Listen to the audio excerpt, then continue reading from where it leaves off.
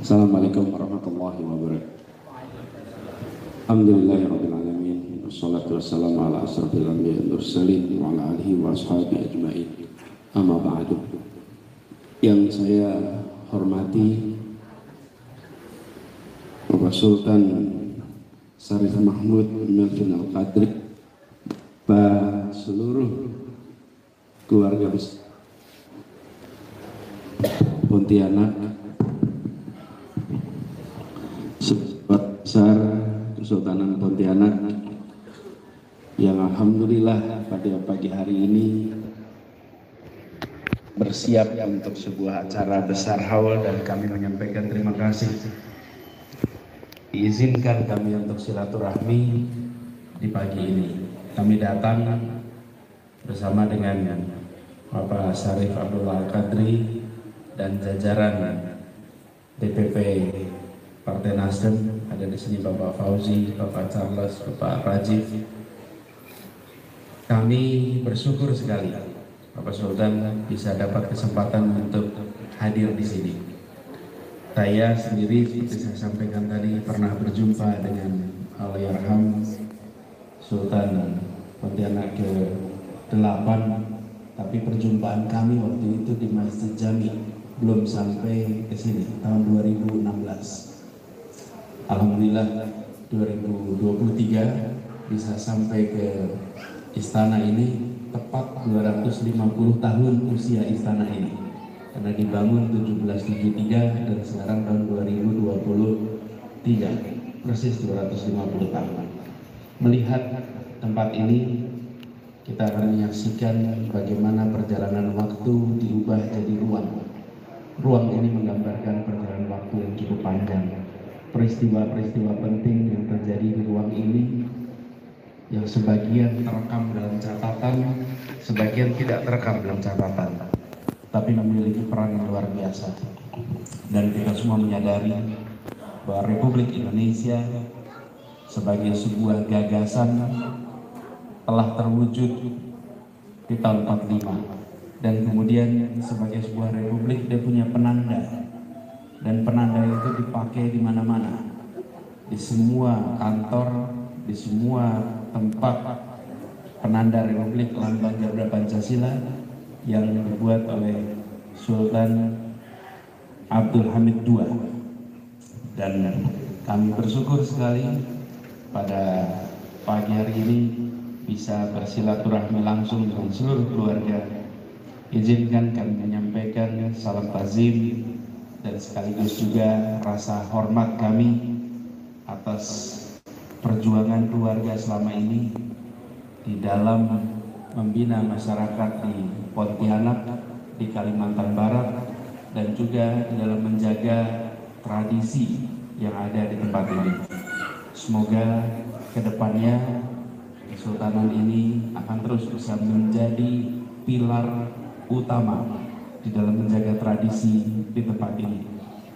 Dan kami berharap Bapak Sultan selalu diberikan kesehatan dan kemudahan di dalam menjalankan amanat besar ini, dan insya Allah tempat bersejarah ini nantinya akan bisa lebih banyak didukung oleh pemerintah, sehingga bisa menjadi salah satu tempat rujukan yang usia kehadirannya melampaui lipat ganda usia manusia.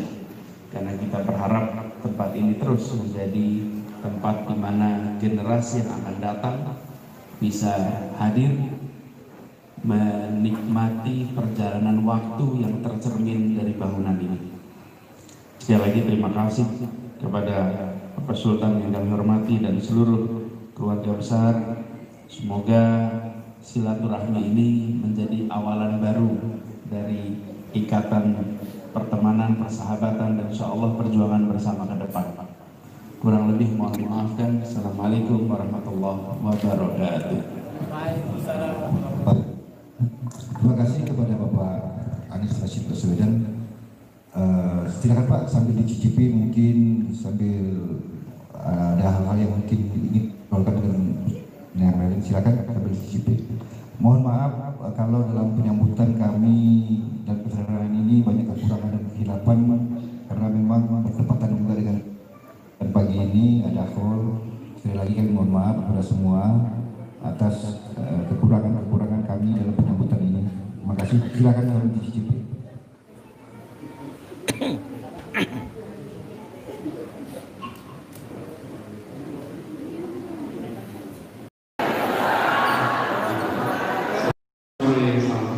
Semuanya, izinkan saya menyapa dulu beberapa. Ada begitu banyak tamu kehormatan kita, tapi saya ingin menyapa tuan rumah Ketua DPW Nasdem Kalbar, Sarif Abdullah Al-Qadri, yang tadi sudah menyampaikan sambutan luar biasa. Pak Sugawat Dilakan, mantan Kapolda Kalimantan Barat 2010-2011, seluruh jajaran pimpinan Nasdem di sini lengkap kalau dilihat jajarannya.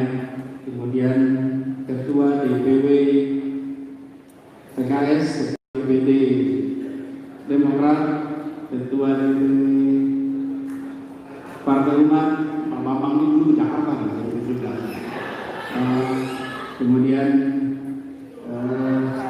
tamu juga yang jauh, Pak Surya Chandra dari Jakarta. Kemudian para tokoh-tokoh masyarakat, Bupati Kabupaten Sintang, mana Pak Bupati Sintang? Lihat, Wakil Bupati Kayu Utara. Nah, terima kasih Pak, sudah berseragam. Dan semua saja mohon izin, daftarnya sudah agak panjang. Saya dapat ada 21. Mohon izin tidak disebut nama satu persatu, tapi saya ingin sampaikan terima kasih atas kehadiran semuanya di tempat ini. Saya senang sekali bisa kembali ke Pontianak ini. Tadi Pak Sarif baca pantun, jadi saya siapin pantun balasan. Boleh ya baca pantun balasannya? Ya. Malam di hutan amatlah panjang. Jangan dekati binatang buas. Datang ke Pontianak amatlah senang melihat indahnya Sungai Kapuas. Semerbak harum bunga di taman, beragam warna aneka rupa. Bagaimana kabar seluruh kawan? Senang sekali bisa berjumpa. Alhamdulillah senang sekali bisa kembali ke Kalimantan Barat, ke Pontianak. Saya cerita sedikit, saya tadi berjalan cerita dengan Pak Sarif. Dulu saya bekerja di tahun 2005 sampai dengan sekitar 2008 lah. Saya sering bolak-balik ke Kalimantan Barat. Waktu itu datang ke Pontianak, dari Pontianak jalan ke arah utara sampai Singkawang, Sambas, kemudian pernah ke utara lagi. Bahkan ketika mulai penempatan guru-guru, kita menempatkan guru di tempat yang paling ujung utara, namanya Kapuas Hulu. Kita menempatkan guru-guru di pelosok paling jauh tempat sana. Nah, senang bisa kembali ke sini, dan pada kesempatan sore hari ini ada sebuah dialog kebangsaan. Pak Sarif tadi memulai dengan sebuah paparan yang luar biasa sekali.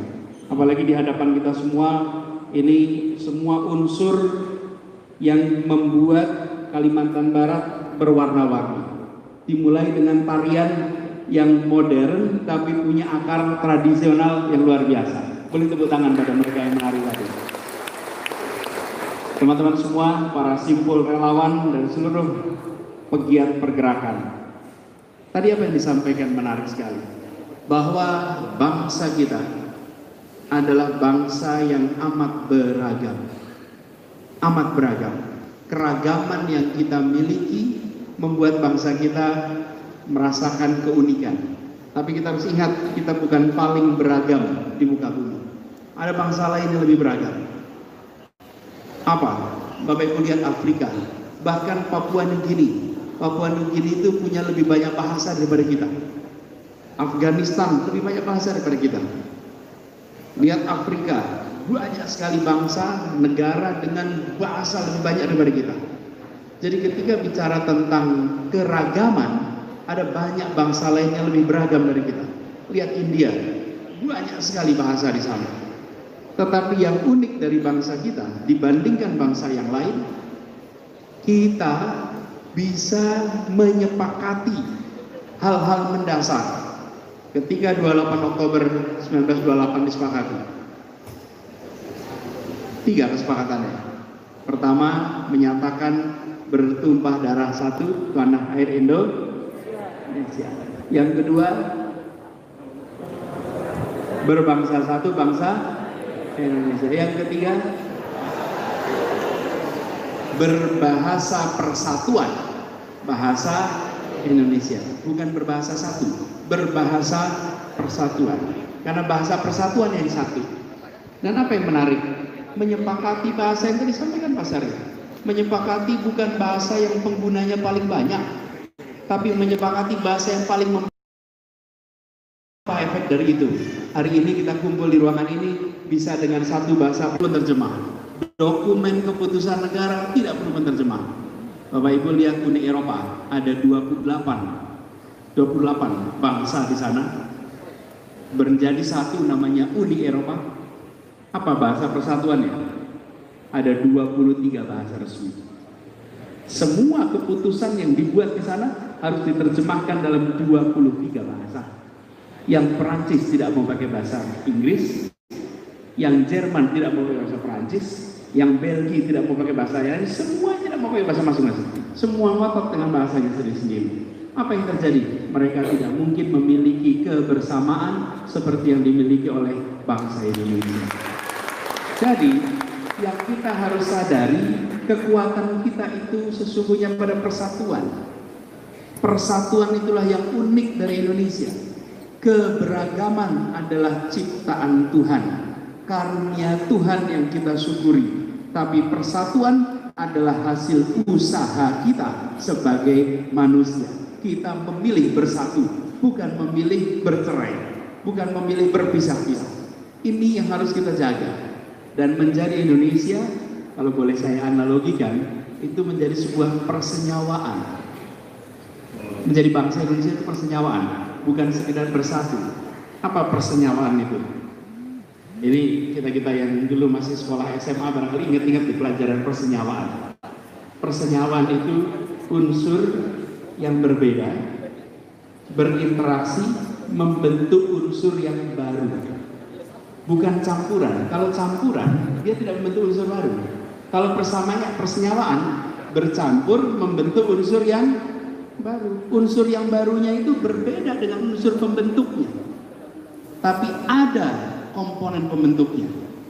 Bapak Ibu sekalian tahu air ya? Itu rumus kimianya apa kalau air itu? H2O. Ada hidrogen, ada oksigen.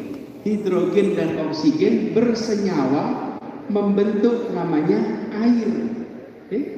Dalam air ada hidrogen, dalam air ada oksigen. Tapi air bukan hidrogen dan air bukan oksigen. Air adalah unsur baru yang terbentuk dari itu. Sama, Indonesia adalah sebuah bentukan dari apa? Dari unsur Melayu, unsur Dayak, unsur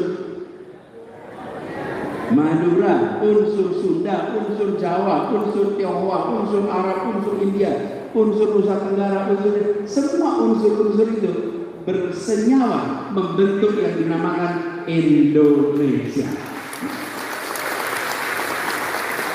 Indonesia bukan Jawa, Indonesia bukan Sunda, Indonesia bukan Dayak, Indonesia bukan Melayu, tetapi dalam Indonesia ada Melayu, ada Jawa, ada itu sebuah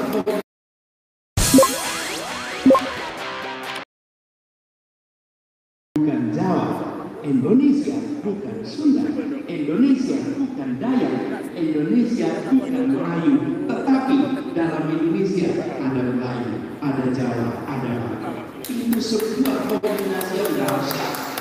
Ini tidak ditemukan di tempat lain. Jadi ketika sudah menjadi Indonesia, maka yang kita tonjolkan Indonesianya. Nah, seringkali tanpa kita sadari kita sudah menjadi Indonesia, tapi yang kita tonjolkan justru unsur-unsur pembentuknya. Tanpa kita sadari. Sehingga seperti kita bicara air, yang kita bicarakan hidrogen, yang kita bicarakan oksigen, justru sekarang kita menjadi Indonesia. Dan itu harus dijaga. Bagaimana menjaganya? Persatuan itu dijaga dengan rasa keadilan. Rasa keadilan. Bagaimana menjaga persatuan dalam ketimpangan? Kalau ada yang punya persatuan dalam ketimpangan, saya pengen lihat contohnya. Kalau ada yang bisa membuat ketimpangan dan bersatu, kita lihat contohnya. Ketimpangan sulit sekali menimbulkan persatuan. Yang bisa menimbulkan persatuan adalah rasa kesetaraan, rasa keadilan. Itu yang akan bisa menjaga persatuan kita. Begitu ketimpangan terus-menerus melebar, maka muncul pertanyaan, mengapa kita bersenyawa kalau terus-menerus kita ditolak? Mengapa kita bersama kalau terus-menerus tidak mendapatkan apa-apa? Karena itulah dipastikan ikhtiar kita menghadirkan keadilan sosial dalam rangka menjaga persatuan Indonesia. Yang menjaga. Jadi, kami sekalian, ini adalah sebuah tantangan kebangsaan. Nah, kami melihat saat ini kita di dalam sebuah fase punya kesempatan untuk melakukan perubahan dengan mengedepankan yang biasa kita dorong dengan rasa persatuan, karena inilah yang nanti akan menjaga keadilan, itu menjaga persatuan. Sebuah tantangan yang tidak sederhana, tapi saya salut bahwa di Kalimantan Barat sini telah terjadi sebuah ikatan kebangsaan yang luar biasa. Ini harus dijaga dan ini harus bisa menjadi contoh di tempat-tempat yang lain. Apakah ketika kita berjalan bebas masalah? Oh tidak. Ada fase-fase di mana kita punya masalah. Ada friksi, ada konflik, ada polarisasi. Tapi setelah itu bisa selesai, kita duduk bersama dan membuat babak baru. Dan kehebatan kita karena punya bahasa bersama.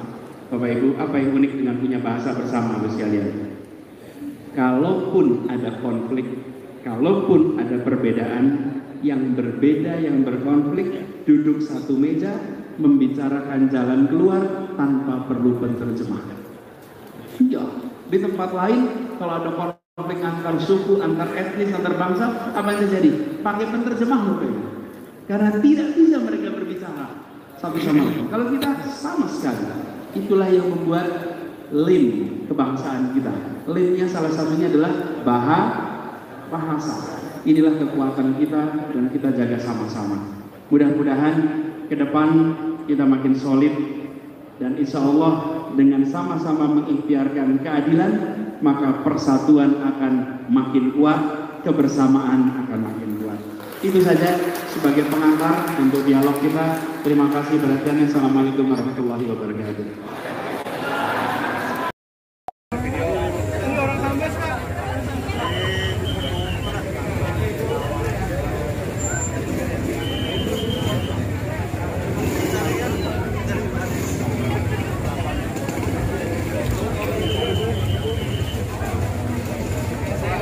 Tadi apa yang disampaikan Pak Anies, bisa maju dikit?